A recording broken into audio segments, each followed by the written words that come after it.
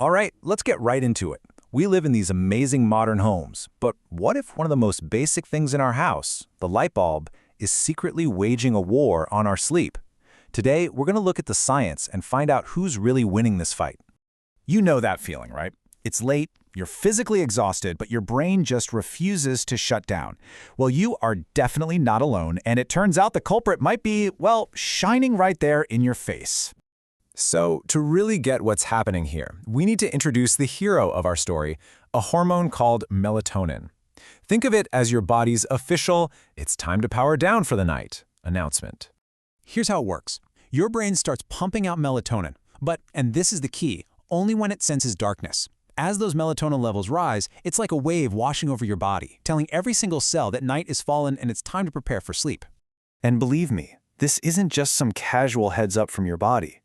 Scientists consider the exact moment melatonin production kicks on to be the gold standard for measuring your internal body clock.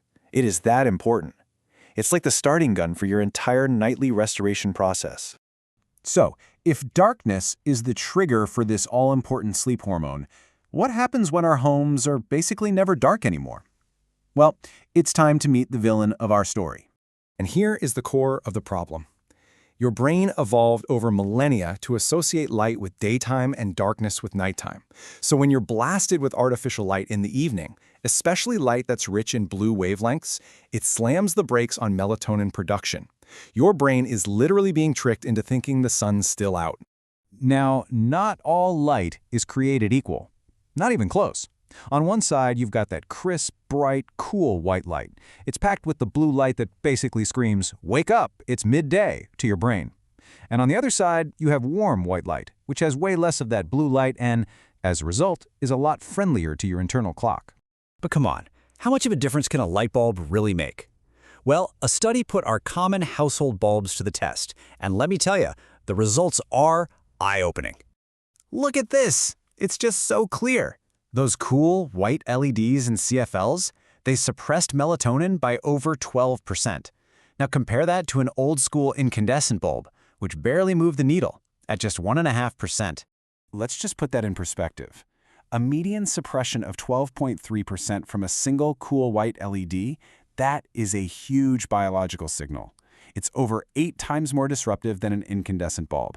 So yeah, that energy-efficient bulb might be saving you a few bucks on your electric bill, but it is very likely costing you real, quality sleep. Okay, so that's the bad news. But here's the good news. The science doesn't just point out the problem, it gives us some really effective solutions. There are 2 big ways you can fight back and protect that precious melatonin.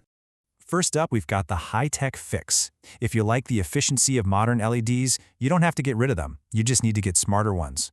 The answer is tunable LEDs, the ones that let you change the color temperature. Get this, the study found that by shifting a tunable bulb from its cool blue-heavy setting to a really warm amber-colored setting, you can drop melatonin suppression from a very disruptive 10% all the way down to basically nothing, just 0.1%. That's incredible. But what if you can't change the bulbs around you? You know, maybe you're working late at the office or you're just somewhere else where you don't have control. Well, there's a second fix, and this one is portable. The researchers also tested different blue light filtering glasses. And this is fascinating. It turns out that a lot of them, well, they don't do much. But there was one clear winner, the lenses with a noticeable brown tint. These were so effective, they slashed melatonin suppression down to almost 0, even when the person was under really harsh lighting. So here's your action plan. It's super simple. First, in the rooms where you spend your evenings, swap out those cool white bulbs for warm white ones, or even better, tunable LEDs. Second, for all those times you can't control the lighting, a solid pair of brown-tinted lenses can be your personal melatonin shield. Now, you might be listening to all this and thinking, okay, cool, but is it really that big of a deal? The answer is yes, because getting your melatonin signal right isn't just about feeling less tired tomorrow. The long-term stakes are so much higher. When you consistently mess with your body's internal clock, research links it to a whole bunch of really serious health problems. We're talking about a higher risk of high blood pressure, faster cognitive decline, and problems with how your brain clears out metabolic waste at night, including the kind of waste, like beta amyloid, that's linked to Alzheimer's disease. And that's really the key takeaway here. The goal isn't just to be unconscious for 7 or 8 hours. It's about getting that deep, high-quality, restorative sleep, the kind of sleep where your brain and body actually do their critical repair work. Protecting your nightly melatonin signal is one of the most powerful things you can do to make sure that happens. So tonight, take a look around your home. The science is in, and the solutions are actually pretty simple. The only real question left is, how are you going to redesign your light to reclaim your sleep?